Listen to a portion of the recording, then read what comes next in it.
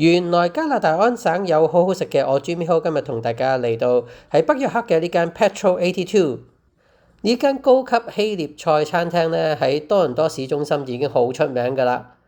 而家擴張嚟到北約克呢一度，的確係好消息啊！因為想食呢間餐廳唔使落到 downtown 咁遠啦。Petrol 82呢間餐廳呢，最有特色、最出名嘅呢，就係佢哋嗰個海鮮部。有新鮮嘅海鮮俾客人自己挑選，你睇佢咧，條條魚都好肥美㗎。Alright, so the Rajiv we grill it, and we open up and we take the bones out, then we put it back together. Okay. I put what choice I like chimichurri with it. If you don't like chimichurri, we can do a Greek sauce: lemon, garlic, olive oil, oregano. 咁我哋今晚咧就揀咗大嗰一條 Red Snapper， 咁多個人一齊分。如果人少嘅，你可以揀細嗰一條，當係一個主菜。今晚嘅精彩內容係非常之豐富啊！咁我哋嗌咗咧佢哋嘅希臘芝士、炸 zucchini 同埋咧矮瓜片、希臘嘅菠菜酥皮撻、烤八爪魚、紅鯛魚咧就一魚兩食、chimichurri 同埋咧 Greek 嘅醬汁、燉羊肉啦。仲有燒羊架、海鮮墨魚汁意粉、雜菇意粉。甜品方面呢，我哋叫咗佢哋個希臘式嘅果仁蜜餅啊 （pavlava）、朱古力蛋糕同埋呢個 Ekmek 嘅係希臘嘅傳統奶油蛋糕。當然美食啊，同一班好朋友分享更加好味啦。雖然個 pita bread 同埋 hummus 咧係 complementary 㗎。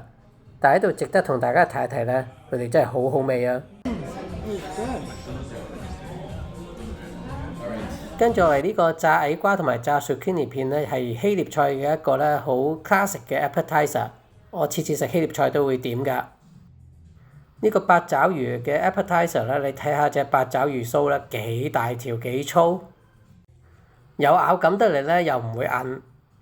配咗番茄、薯仔同埋 artichoke 啊，非常之好味啊！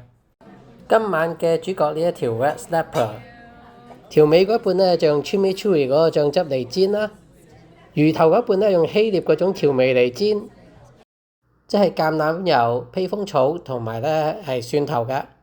食之前再加少少檸檬汁。雖然話食西餐好難呢揾得到呢整魚整得好食㗎。但係如果有心去揾呢，唔係冇㗎。好似喺 Petrol 82呢一間咁呢，佢哋煎嘅魚呢，真係唔錯喎。其實食魚呢，除咗中餐嘅煮法之外呢，我自己個人就比較中意希臘餐廳嘅整魚嗰種方法。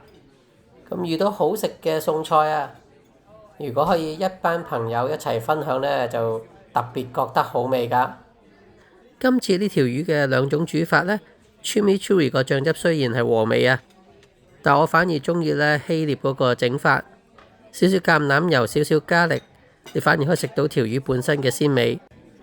主菜呢，我就叫咗一個咧海鮮墨汁意粉，有蝦有帶子有 calamari， 非常之豐富，配一個番茄醬汁，黑掹掹嘅黑色意粉呢，充滿住墨汁嘅香味。唯一就係意粉唔夠 al dente， 但係都好好食。